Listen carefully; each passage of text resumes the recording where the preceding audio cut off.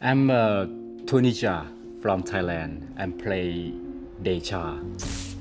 This is really important for me. I can inspire from the Jackie Chan and Bruce Lee and Jet Li. Once hailed as the savior of martial arts cinema, Tony Jaa burst onto the scene like a force of nature. His raw power, breathtaking stunts, and death-defying fights left audiences in awe. He wasn't just a fighter. He was a living, breathing action spectacle, a man who made gravity look like a suggestion. But then, something changed. At the peak of his meteoric rise, he vanished. The man who seemed unstoppable suddenly walked away, leaving behind a trail of unanswered questions. Was it fame's crushing weight? Industry betrayal? A shocking personal decision? His career, once poised for Hollywood greatness, took a turn that no one saw coming.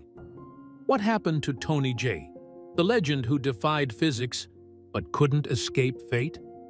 The truth is far more heartbreaking than you think. Stick around, because this story will change how you see him forever. Humble beginnings. To stuntman Tony Jaa, born Thachakorn, Yerum, grew up in the rural province of Surin, Thailand, where life revolved around farming and tradition. His parents, Ren Saipech and Thongdi Yerum, were rice farmers, instilling in him the values of hard work and perseverance. However, Tony's ambitions stretched far beyond the rice fields. From a young age, he was mesmerized by the martial arts legends he saw at temple fairs: Bruce Lee, Jackie Chan, and Jet Li. Their movement, power, and storytelling ignited a dream within him. He didn't just want to watch. He wanted to embody their art.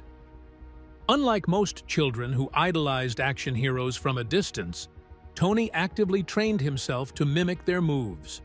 He practiced tirelessly in the fields, repeating kicks, punches, and acrobatics until they felt second nature.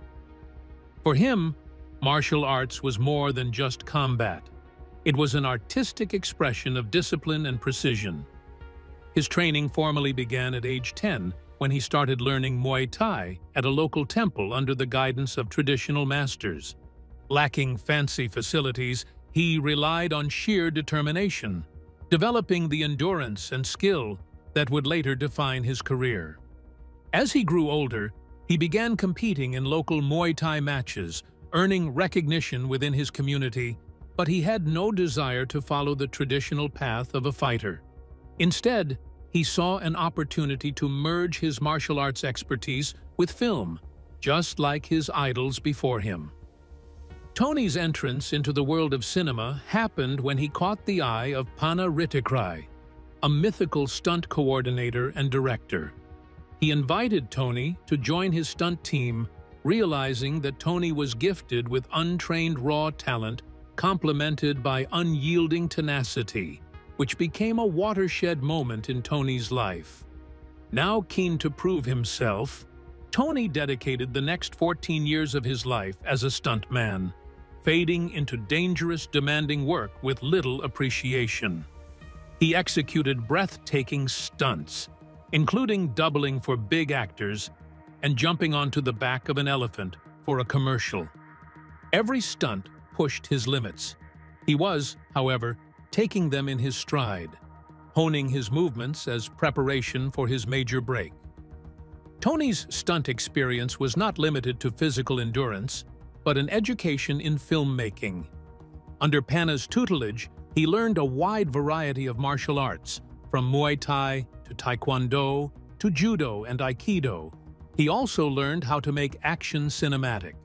Tony had been groomed for screen performance from childhood, unlike many martial artists making the conversion later in life. He learned how to marry realism with the artifice of action choreography. His equally fearless approach to high-stakes stunts without wires and CGI set him apart from the rest, earning him a truly rare combination of talents in the industry. Then, after years of pushing his limits behind the scenes, Tony Jaa finally got his moment in the spotlight, and when it arrived, it was nothing short of explosive. The rise to global fame. The release of Ong-Bak, Muay Thai warrior in 2003, marked the turning point in Tony Jaa's career, launching him from an unknown stuntman to an international martial arts sensation. The film was unlike anything audiences had seen before. Tony performed every stunt himself, without the aid of CGI, wires, or doubles. His gravity-defying acrobatics, rapid-fire strikes, and bone-crushing knee and elbow techniques captivated action fans worldwide. The raw, visceral energy of Ong-Bak set a new standard for martial arts films, earning Tony widespread acclaim. He was no longer just a promising fighter or a dedicated stuntman. He had become a leading figure in the new wave of action cinema. Following the success of Ong-Bak, Tony cemented his reputation with his next major film, Tom Yum-Goong, released as The Protector in the US in 2005. This time, he pushed the boundaries of action choreography even further, showcasing a unique Muay Thai style inspired by elephant movements. The film's most iconic moment, a breathtaking 4-minute continuous fight sequence through a restaurant, became legendary among martial arts fans. This long-take fight scene demonstrated not only Tony's physical prowess, but also his ability to sustain high-impact action in a single uninterrupted shot. His performances were redefining what audiences expected from action films, influencing even established stars like Donnie Yen, who later admitted that Tony's work pushed him to elevate his own fight scenes. With global popularity on the rise, comparisons between him and martial arts legends like Bruce Lee, Jackie Chan, and Jet Li were considered inevitable. Many believed that Tony was the next sexiest action star who could bring martial arts cinema to a new era. His explosive style would draw from his roots in traditional Muay Thai and would bring a new and gritty realism to fight choreography, in stark contrast to the highly stylized, wire-heavy action passions of Hong Kong cinema. Even Hollywood took notice, with directors and producers seeking to take his talents to the global stage. Jackie Chan himself recognized Tony's incredible skill and wanted him in Rush Hour 3, a move that would have further opened Anthony up to Western cinema. Scheduling conflicts with Ong-Bak 2, however, forced him to skip the opportunity. Behind-the-scenes struggles. At the height of his success, Tony Jaa's career seemed unstoppable, but behind the scenes, trouble was brewing. His relationship with his mentor, Pana Ritikrai, the man who had discovered and trained him, began to fracture. Creative differences arose, leading to tensions that affected their work together. One of the most significant consequences of their strained relationship was the cancellation of a highly anticipated project, Sword. While neither Tony nor Pana openly discussed their falling out, the cracks were evident, and the impact was felt in Tony's career trajectory. For someone who had built his success alongside his mentor, this rift was a major turning point that would influence his next moves in the industry. Adding to his struggles, Tony found himself increasingly constrained by his contract with Sahamongkol Film, the Thai studio that had managed his career from the beginning. The studio controlled every aspect of his professional life: his schedule, his film roles, and even his earnings. While the success of Ong-Bak and Tom Yum-Goong had made Tony a household name, the financial and creative rewards didn't fully belong to him. His movements were restricted, and despite being one of the most in-demand martial artists of his generation, he had little say in the direction of his own career. This controlling grip by the studio made it difficult for him to explore opportunities outside of Thailand, even when Hollywood started knocking on his door. The pressures had started cracking under the stress. The production of Ong-Bak 2 got so heavy that it was becoming intolerable. He was acting in that film, and now he even had to take on the added pattern of being its director, leaving his already burning schedule in ashes. But the production spiraled out of control even faster. It reported that Tony disappeared from the set and went missing for weeks, leading to much eyebrow-raising gossip that he had undergone a breakdown. However, even that was just a faint touch at the truth. Feeling trapped and exhausted, he took refuge in a Buddhist monastery, stepping away from the industry for the moment, seeking inner peace. That sudden hiatus wreaked havoc at the studio's end, trying to ensure the wrap-up of the movie, resulting in delays and further complications. Even back in the industry, his woes were not yet over. Tony was under contract with Saha-Mongkol Film, which was an anchor tying him down and not allowing him to pursue bigger international projects. In 2013, he decided to take a plunge and gain his freedom. But the studio would not allow their stars to fly away so easily. They tried to block him from doing Fast and Furious 7 and demanded as much as $50 million for his release. The whole legal and financial mess trapped him in a very tight corner and, as a result, has not worked in a Thai production since. Although he did manage to get into Western films, by then the damage was done. His career momentum had suffered, and he was never able to quite reclaim that magic that made him a global sensation. With mounting pressure and his career at a breaking point, Tony Jaa made a drastic decision that left fans and the industry in shock. He walked away from it all. The disappearance, becoming a monk. At the peak of his career, Tony Jaa made a shocking decision that left fans and the film industry stunned. He disappeared from the spotlight and became a Buddhist monk. In 2010, after years of grueling physical work, relentless industry pressure, and a contentious battle with Saha-Mongkol Film, he retreated from the world of cinema and sought refuge in the peaceful solitude of a temple. For a time, the man who had once dazzled audiences with his gravity-defying stunts and bone-crushing strikes had traded in action sequences for meditation and spiritual reflection. The abrupt decision fueled speculation. Some claimed he had suffered a mental breakdown, while others believed he was trying to escape the legal and financial constraints of his contract. However, becoming a monk was not an unusual move in Thai culture. Temporary ordination into the Buddhist monastic life is a common tradition, often seen as a way for men to seek clarity and honor their families. For Tony, it seemed to be both a personal and spiritual reset. After years of being controlled by the film industry, the temple offered him a rare sense of freedom, away from contracts, fame, and expectations. During this period, he followed a strict routine of meditation, prayer, and simple living, embracing the principles of Buddhism. While he never explicitly stated that his decision was driven by the hardships he faced in the industry, many believe that his struggles with Saha-Mongkol Film and the pressures of stardom played a major role in his retreat. The disappearance actually brought a void to the world of martial arts.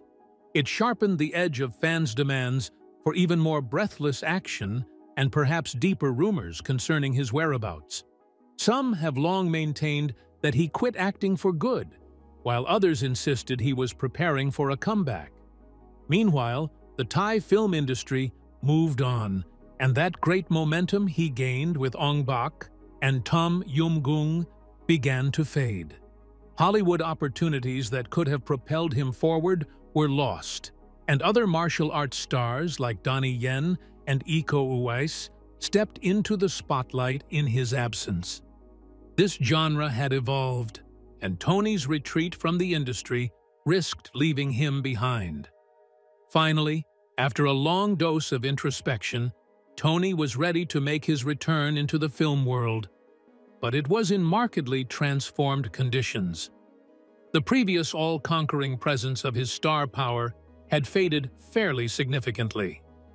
Enthusiasm greeted Tony's return, but the industry had shifted over the years, and so had his career trajectory.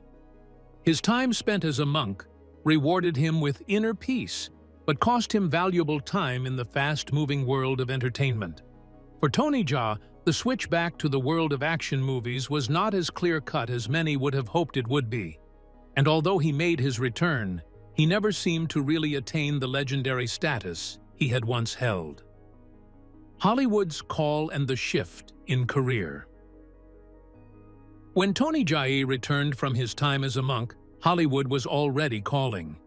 His groundbreaking work in Ong-Bak and Tom Yum-Goong had captured the attention of international filmmakers, and there was a growing demand to bring his unique martial arts style to the global stage.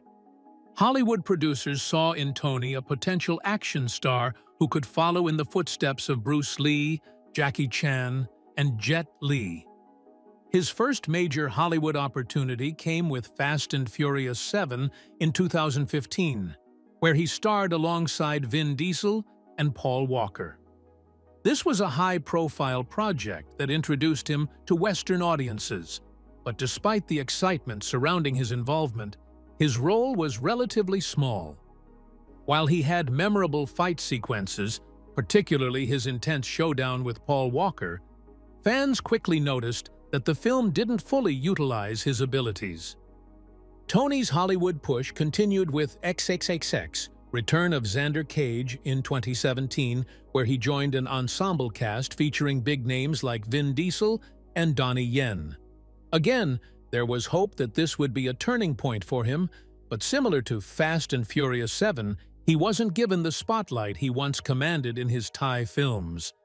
The choreography was heavily stylized, and the raw, wire-free action that had made him famous was largely absent. Many of his fans felt that Hollywood didn't know how to showcase his talents properly, instead placing him in supporting roles where he was overshadowed by other action stars. The transition to Hollywood wasn't as smooth as it had been for Jackie Chan or Jet Li, and Tony struggled to break out in a way that allowed him to showcase his full potential. Language created one of the biggest challenges for Tony, who had honed his physical performance for several years. He confronted a new challenge, acting in English. By 2014, however, he was good enough to become interviewed in English, although many believed the language gap limited the roles offered to him. Hollywood action films often require charismatic, fast-making heroes who can pull off scenes heavy with dialogues, something Tony is not that good at. Unlike Jackie Chan, who used humor and found a more unique niche into Hollywood, or Jet Li, who took on roles that comprehensively matched his stoic and mysterious persona, Tony was generally consigned to characters that offered him few dialogues for the actions, thus compelling him to project himself more powerfully only by his fighting scenes. Another major thing that kept him from establishing his Hollywood career was his long struggle with Sahamongkol Film. The Thai studio was holding him in contracts for years, and when Tony finally freed himself in 2013, it was not without consequences. The studio tried to restrain him from playing a role as Tony Stark in Fast and Furious 7, and it even laid down a demand of $50 million for compensation. The legal tussle implied that Tony would not be regularly working in Thai productions, completely cutting him off from the very industry that made him famous. He continued to work in films such as Skin Trade, Never Back Down, No Surrender, and Triple Threat. However, none of these could compare with the fame that Ong-Bak brought him. He was given a lot of exposure, but Hollywood gave him neither creative freedom nor lead roles that would have ever established him as a global icon in martial arts. Despite Hollywood's call, the spark that once defined Tony Jaa's career was starting to fade, leaving fans wondering what went wrong, the legacy, and what could have been. Tony Jaa's impact on martial arts cinema is undeniable. When Ong-Bak was released, it changed the landscape of action filmmaking, influencing fight choreography and raising the bar for realism in stunt work. His explosive style, rooted in traditional Muay Thai, introduced audiences worldwide to a grittier, more brutal form of combat on screen. Even industry veterans like Donnie Yen admitted that Tony's emergence pushed them to refine their own action sequences. The raw, wire-free action he brought to the screen made him a standout star in a genre that was beginning to feel overly reliant on special effects and highly choreographed, dance-like fight sequences. For a time, Tony was considered the heir to Bruce Lee and Jackie Chan, with many believing he would be the one to lead martial arts cinema into a new era. However, as quickly as he rose, Tony's momentum slowed. His struggles with Sahamongkol film, the pressures of directing Ong-Bak 2, and his brief retreat to a monastery all played a role in derailing his career. The studio's tight grip on his contracts prevented him from capitalizing on the peak of his fame, and by the time he broke free in 2013, much of the industry had already moved on. While he did eventually break into Hollywood, he was never given the same creative control that Bruce Lee had in Hong Kong or Jackie Chan had in Hollywood. Unlike his predecessors, Tony wasn't able to shape his own narratives. He remained a performer in other people's visions, rather than a filmmaker who could define his own legacy. Unlike any of his martial arts predecessors, Tony Jaa had characters on a deeper level. While Bruce Lee and Jackie Chan created their own signature alter egos, transcending the fight scenes into the cultural sphere, Tony's characters faded into mere background for the action. In Ong-Bak, he had one of his few memorable lines, listing his name and where he came from. Tom Yum Goong was entirely centered on his search for an elephant that had been taken from him. Unlike Bruce Lee, who highlighted understanding why someone fights, Tony was more interested in the physical and extreme thrill than in emotional resonance. With such little substance in the storylines, it became difficult for Tony to connect with an audience outside his martial arts skills, which would hurt him in transitioning into other roles. Nevertheless, the influence of Tony Jaa, as a result of these disadvantages, will remain important in the action genre. His fight sequences are still constantly studied. His stunt designing inspires actions, and, of course, his legacy shines bright as one of the most well-recognized martial artists in film history. However, the question will always remain, if he had been given more of a free hand at the start of his career, could he have rightfully walked into the shoes of Bruce Lee? Could the world of Hollywood have properly nurtured these skills to turn him into a torchbearer for the next generation of action stars? Well, who knows? What is certain is that Tony Jaa may not have walked the way fans had always envisaged, but his contributions to martial arts cinema will forever be etched in history. What do you think? Did Tony Jaa deserve better, or did he find a different kind of success? Let us know in the comments below. If you enjoyed this deep dive, hit that like button, and if you love martial arts and action movie content, make sure to subscribe and turn on notifications so you never miss a video. And don't go anywhere. Check out the next video on the screen for more shocking stories about the biggest names in action cinema. You won't believe what happened to this martial arts icon.